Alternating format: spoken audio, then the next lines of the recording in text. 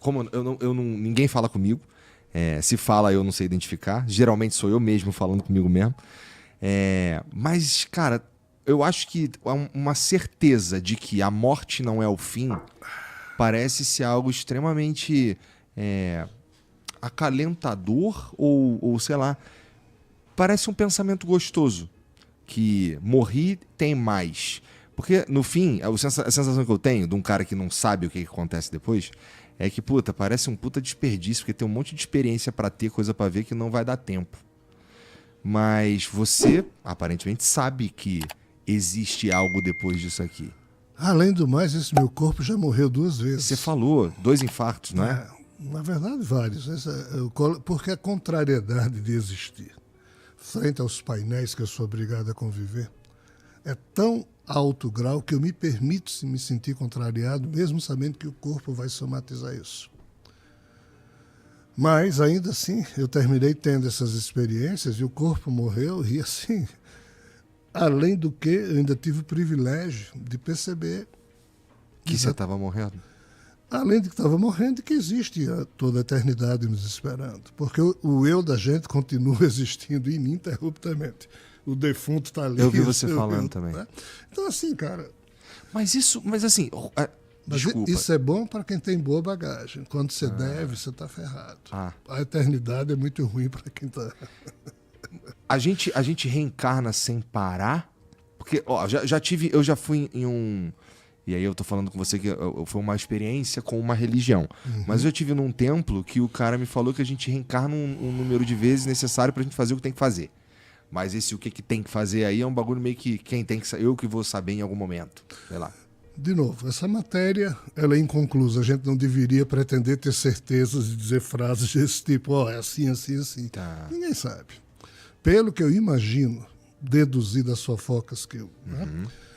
A eternidade tem desses problemas. Que problemas? Ela é eterna, cara. Parece um problema, no fim das contas. É um problemaço. Né? Por quê? Porque você está sempre existindo. É a vida eterna que Jesus falava.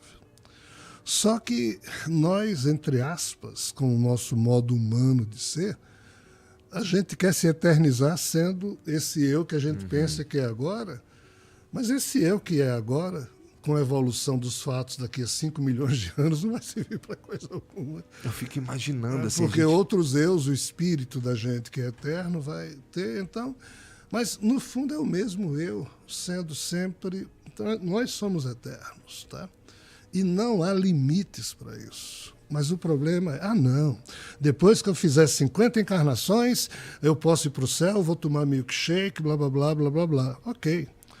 O Espiritismo diz, olha, Bezerra de Menezes, que é um espírito evoluído, recebeu uma visita de Maria, e Maria disse, olha, Bezerra, você é muito evoluído, se quiser ir para o céu, pode ir. E Bezerra preferiu ficar trabalhando aqui conosco. Tem esses mitos no Espiritismo, que eu respeito, numa boa, tudo isso. Mas qual é o problema? O problema não é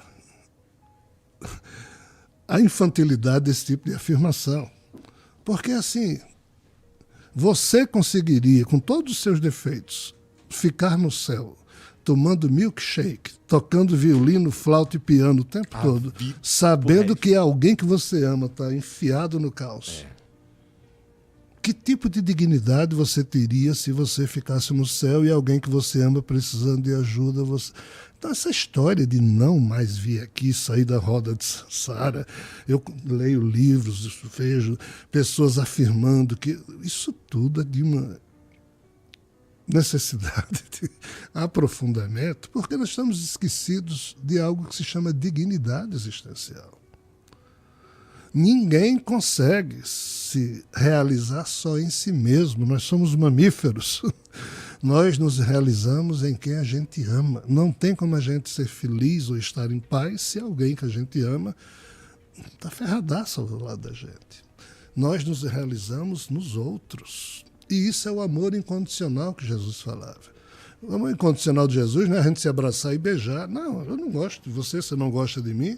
Vamos nos respeitar, pelo menos, e agir de forma digna e construir, se for possível, um dia, uma afetividade, uma empatia. Mas é pelo menos um ser compassivo com o outro, ter compaixão, respeito. tolerância, o que as religiões não têm. Esse é o sentido que na espiritualidade se sabe que é o amor incondicional.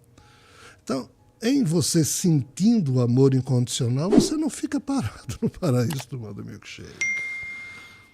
A menos que você seja proibido de fazer alguma coisa, né? O que seria... Se o paraíso proibir você de ser útil, de ajudar, que paraíso é esse? Pois é. E assim, a gente... Você falou que os outros deuses, eles sacaneiam a gente, que a gente veio da lama. Os outros seres. É isso mesmo? Uhum. Tá.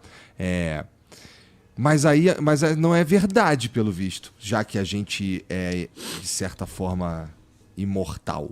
Essa influência... Esse corpinho é mortal. E esse corpinho é mortal. Mas esse espírito que me influencia e que me... Esse não veio da lama. Esse não veio da lama. Não. Então, esse tá em pé de igualdade com os outros caras, dos outros, da outra realidade? Ou não?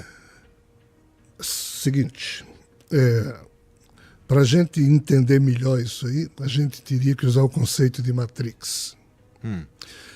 Matrix seria uma espécie de um videogame, de um jogo que você Relaxa, cria. Matrix é meu filme favorito, isso é o anjo. Então, ali dentro tem avatares ou figuras que agem na pílula azul e pensam que aquilo ali é a realidade e vivem, blá, blá, blá.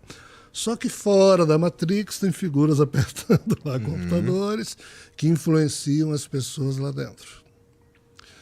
No âmbito da realidade em que a gente vive, faixa material, esses corpos, né?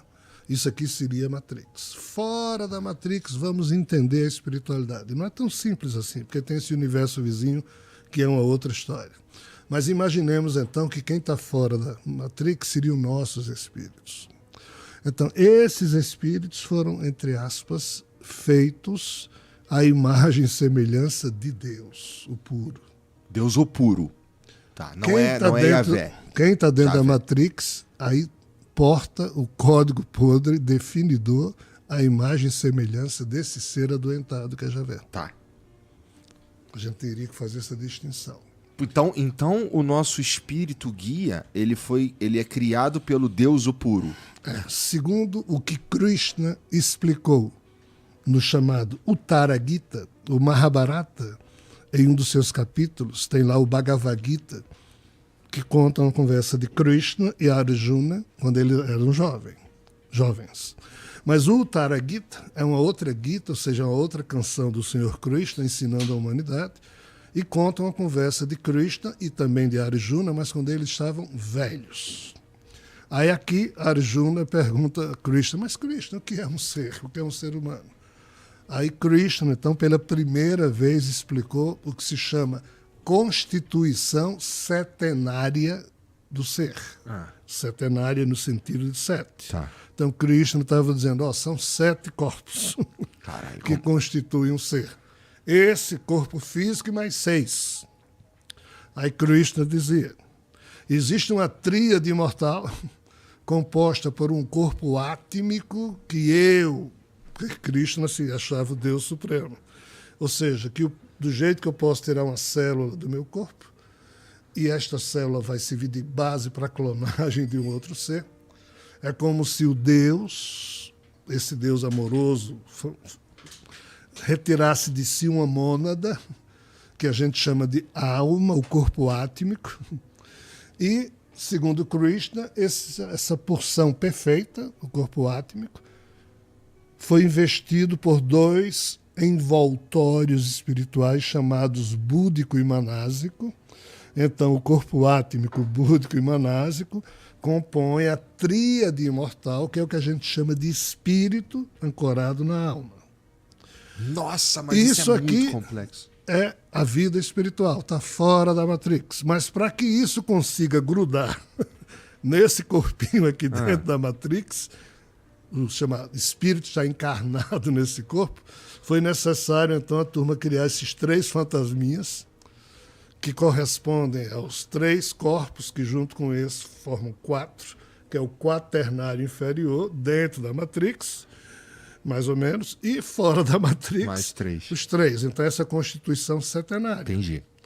Só que esses 3 fantasminhas a gente não vê. Então eles estão em outros níveis subjacentes à nossa realidade, mas que não correspondem necessariamente ao nível espiritual fora da Matrix. Mas eles, como eles compõem a gente, algum tipo de contato a gente tem, O ainda tempo que, inteiro. ainda que O tempo sem inteiro. consciência. A cada instante, tudo isso pulsa. O eu humano consegue controlar os 6, não o 7º, porque o corpo átmico seria a presença do sagrado em cada ser. Aquela saudação Namastê significa o sagrado em mim saúda. Né? Isso refere-se ao corpo átmico, que é essa parte perfeita entendi. que está no espírito de cada um de nós. Então, Krishna explicou desse jeito. E parece que é assim mesmo. Qual o detalhe? É que quando esse corpo morre, os 3 fantasminhas também deveriam morrer. Porque na hora em que o óvulo foi fecundado por um espermatozoide, surge o zigoto, esses 3 fantasminhas surgem ali, e eles surgem para permitir que o espírito lá de fora da Matrix se imante. Aí está feita a ligação. Chico Xavier falava de uma tal de data limite. Era o Chico Xavier que falava, né? Sim. Uma tal de data limite, que parece que estamos... Tá aqui, tá rolando, tá perto. Alguma coisa assim. Eram uns 50 anos a partir de um ponto que ele falou. Eu não sei direito, eu não sou Já religioso. passou. Já passou. Então, o que ele quis dizer com isso? Ele estava inventando? Não. É porque esses seres, todos nós humanos somos vítimas de desinformação da parte desses seres.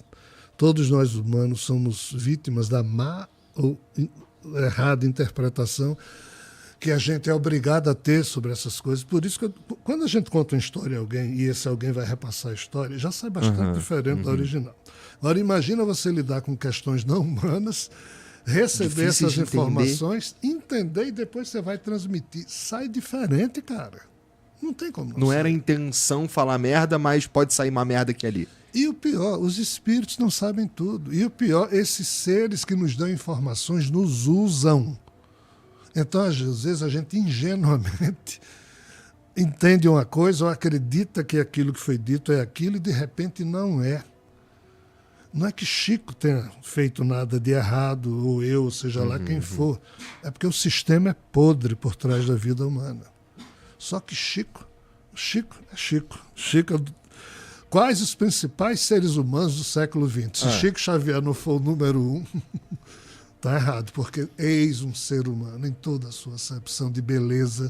Podia ser Chico podia ser o que ele quisesse e ele resolveu ser só um servidor. Chico podia ser o maior escritor desse planeta, um dos homens mais ricos do mundo. Ele escolheu servir. Eu tenho o privilégio de ter amigos que foram amigos de Chico, como Narras, como Ézio, que são amigos. Né? E eles me contam coisas que eles conviveram 20, 30 anos com Chico. Né? Então, assim, na época... Chico tinha, talvez, a mesma conexão com esse mundo que existe contigo? Olha, Chico Xavier é uma pessoa bonita, não é o meu caso. Tá. Chico Xavier é alguém que nasceu com um mandato mediúnico. Chico, Divaldo Franco, outros médios, são figuras que se tornaram apóstolos do serviço ao próximo. Eles são apóstolos do bem, são pessoas que se dedicam a isso. Eu sou um homem mundano. Mas o sistema que fala contigo é o mesmo? Em tese, sim. Tá. Só que esse sistema tem núcleos mentais informativos distintos. Por quê? Porque Não dá pra cada você ser inventar humano, tudo isso, cada gente. ser humano é um só. Não dá, meu Cara, irmão. eu tô Tudo é mais complexo do que só uma coisinha. Cara, eu estou escrevendo mais de 500 livros. Já fiz mais de 1000 palestras diferentes. E palestra não é de 40 minutos, não é de 1 hora, 2 horas. A gente está 2 horas Não. falando de coisas ricas em detalhes. Então, Então assim, é muito é louco. uma loucura. O sistema que me vincula não é o mesmo, em certo sentido, do que vincula Chico, Divaldo, porque esse aqui é o contexto espírita, é o contexto espiritual. O sistema que me envolve é este mais outro bocado. Entendi. Entendeu? É meio complicado. Muito Eu entendi, complicado. mas entendi. Mas assim, indo para Chico, Chico transmitiu, e veja bem, aqui nós temos um problema. Quando Chico escreve alguma coisa e publica, ok. Mas essas informações vêm de conversas que Chico teve com seus amigos. E seus amigos é que traduziram isso. Então pode ser que tenha... Entendi. Tá certo? Uhum. Não é que Chico não erre nunca, mas não tem coisa certa ou errada em certas questões. Tem os fatos, a interpretação que se dá. E Chico talvez tenha dito isso conversando, sem que ele tenha tido jamais a intenção de que um dia isso fosse revelado. Entendi. E termina cedo. Isso aconteceu com Kardec. Kardec faleceu e depois publicaram um livro póstumo. Mas assim, ele, talvez aquelas informações, se dependesse dele, ele não publicaria. É o que eu posso dizer sobre Chico. Entendi. Chico é Chico, é uma questão à parte. Tá.